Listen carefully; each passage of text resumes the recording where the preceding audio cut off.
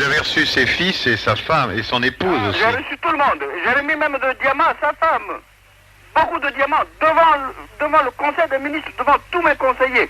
Donc vous avez très souvent remis des diamants, vous dites, au président Giscard d'Estaing. Oui, 3 fois au président et 1 fois à sa femme. Ses cousins. Ainsi qu'à ses cousins. Mais vous ne pouvez pas imaginer ce que j'ai remis à cette famille-là, je vous assure. Vous ne pouvez pas imaginer, j'ai remis beaucoup de choses. Mais vous me confirmez que vous avez remis... Ah, je confirme. Des ministres... Bien sûr, je confirme, ils le savent eux-mêmes. Des diamants à différents ministres français. Des diamants à des personnalités françaises, je les ai remis. Mais pour l'instant, vous ne souhaitez pas citer leur nom. Non, je ne veux pas.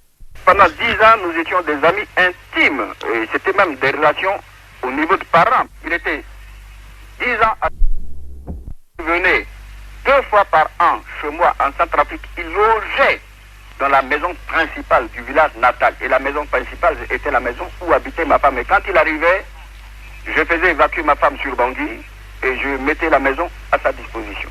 Vous savez que la première visite du président Giscard d'Estaing, la première visite officielle à l'extérieur, c'est chez moi. Oui, la première visite. Il a commencé sa première visite officielle, sa première visite de chef d'État français. C'est en 1975. Hein? Oui, alors, il faut dire, mais pourquoi il a consacré sa première visite officielle de chef d'État chez Bokassa?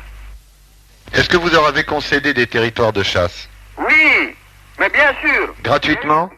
Gratuitement. Ils n'ont jamais payé 1 franc. Et Giscard d'Estaing lui-même venait 2 fois en Centrafrique pour chasser. Et à chaque fois qu'il venait, il tuait un minimum de 6 éléphants. Et il récupérait les pointes et les queues. Roger Delpech a recueilli, en quelque sorte, vos mémoires. Absolument. J'affirme et je confirme. Vraiment, il faut qu'on le laisse parler. Hein. Je sais pas, il devrait parler. Il faut qu'on le laisse parler. Il sait tout, de A à Z. Il connaît tout. Roger Delpech, il est venu me voir. Et je lui ai expliqué tous les problèmes. Ma femme, en ce moment-là, était venue de Paris pour me rendre visite. Ma femme nous a vu travailler.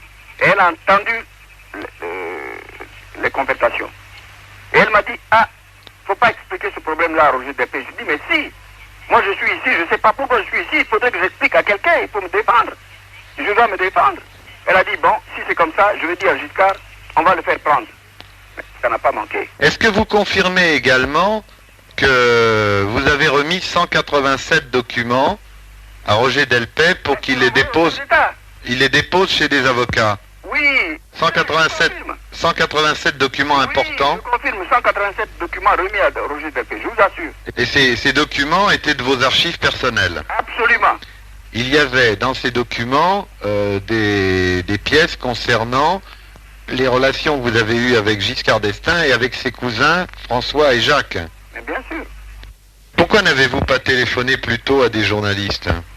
Vous savez, quand on reçoit un coup comme j'ai reçu, il faut réfléchir beaucoup. Hein. Moi, j'ai pas voulu précipiter. J'ai d'abord réfléchi, je me suis posé la question de savoir, mais pourquoi je suis dans cette situation? Et j'ai réfléchi longtemps, ça c'est sûr, ça je le sais. Mais si je n'ai pas téléphoné aux journalistes, ou bien si je n'ai pas reçu des journalistes pour faire des conférences de presse, parce qu'on m'en a empêché, on m'a dit il ne faut pas le faire.